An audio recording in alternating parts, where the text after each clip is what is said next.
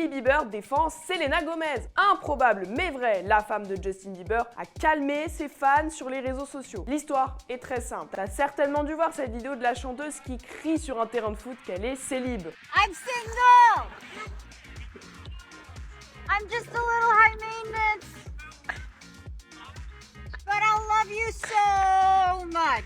Eh bien, à cause de cette vidéo, Selena s'est prise les foudres des fans de Hailey. Ils trouvent qu'elle est fausse, qu'elle joue un rôle de gentille. Et c'est là que la mannequin intervient. Elle a décidé de calmer les personnes qui veulent un peu trop la défendre. Faire cela, ce n'est pas me soutenir. Si vous participez à cela, vous faites partie d'une culture dont je ne veux pas faire partie. S'il vous plaît, soyez gentils ou ne dites rien. Du coup, on se demande s'il y a vraiment une rivalité entre les deux femmes ou si c'est plus leur fanbase envenime les embrouilles. Après bon, c'est sûr qu'elles vont pas devenir les meilleures amies du monde. Jazz trahi par Emin, alors là, accroche-toi. En début de semaine, on t'expliquait que l'influenceuse avait planté la production de Maman et Célèbre. Pas hyper cool comme move, mais bon, Jazz s'est expliqué sur ses réseaux. Elle raconte que c'était pas la meilleure période pour participer à une émission. Face à l'ampleur de la polémique, la maman accuse même la production d'avoir balancé l'info aux blogueurs. Moi, de mon côté, il n'y a personne qui ne savait ce que je suis en train de vous dire, c'est-à-dire à part Laurent et Emin. Forcément sorti de chez eux, c'est-à-dire que c'est quelqu'un de la production qui a contacté un blogueur. Mais apparemment, selon la blogueuse Dabza TVR, la version de cette histoire est différente. Et en fait, ce serait bien Emin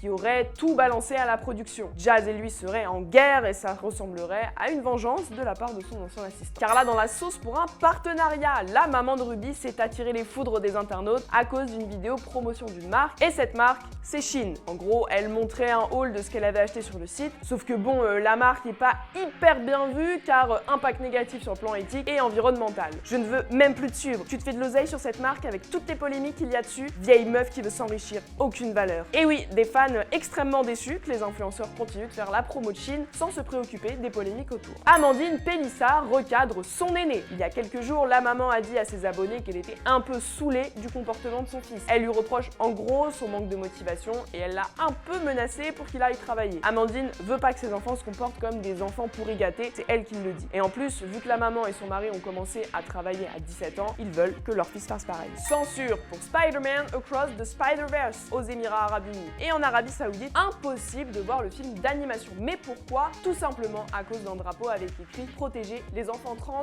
en arrière-plan d'une scène. Il y a débat aussi autour de si Gwen Stacy est une personne trans ou non, déjà avec le poster, mais certains pensent aussi que le moment où elle annonce à son père être Spider-Gwen, pour beaucoup ça ressemblait à un coming out.